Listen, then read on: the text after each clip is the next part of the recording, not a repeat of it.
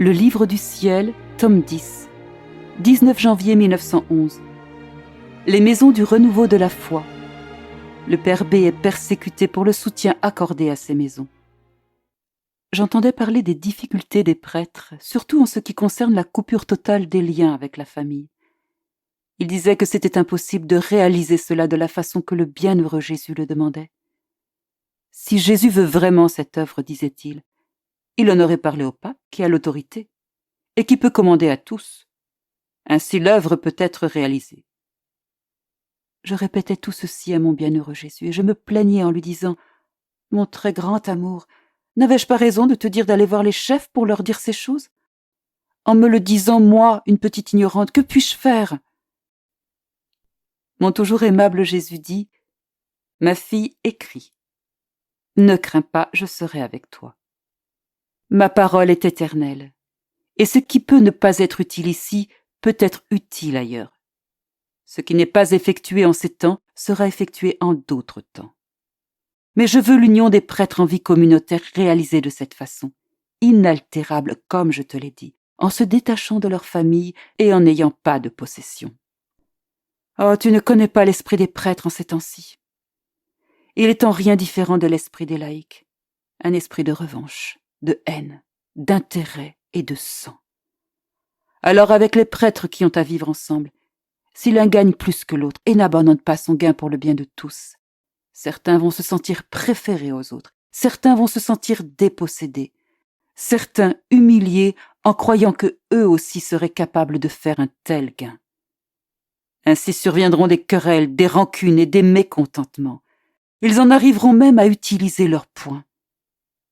Ton Jésus te l'a dit, et cela suffit. Ce point est aussi nécessaire.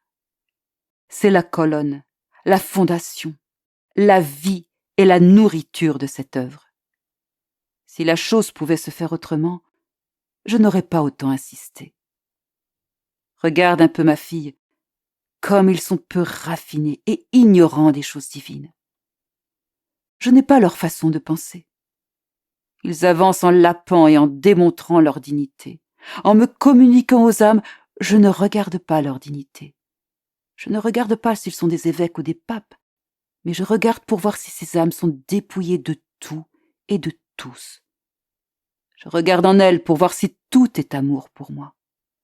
Je regarde pour voir si elles sont scrupuleuses à se faire les propriétaires même d'un seul souffle, même d'un seul battement de cœur. En les trouvant tout amour, je ne regarde pas si elles sont docteurs ou non, si elles sont viles, pauvres, méprisées et poussières. Je transforme la poussière même en or. Je la transforme en moi. Je communique tout de moi-même. Je leur communique mes plus intimes secrets. Je fais de ces âmes une partie de mes joies et de mes peines. Plutôt, vivant en moi en vertu de l'amour, il n'est pas étonnant qu'elles connaissent ma volonté sur les âmes et sur l'Église. Leur vie avec moi est une. Leur volonté est une, et une est la lumière avec laquelle elles voient la vérité selon les vues divines et non selon les vues humaines. C'est pourquoi je n'ai pas à faire d'efforts pour me communiquer à ces âmes et je les élève au-dessus de toutes les dignités. Ensuite, en me serrant tout contre lui et en m'embrassant, il me dit à ma confusion et avec sa plus grande indulgence « Ma belle fille, mais belle de ma propre beauté, tu t'affliges des choses qu'ils disent, ne t'afflige pas. Demande au père B, mon pauvre fils, combien il a souffert pour ma cause entre les mains de ses supérieurs, de ses confrères et des autres, au point qu'il le déclare stupide et enchanteur. Il se donne le devoir de lui donner une telle pénitence au point de le classer parmi les gens fous. Et quel est son crime ? L'amour.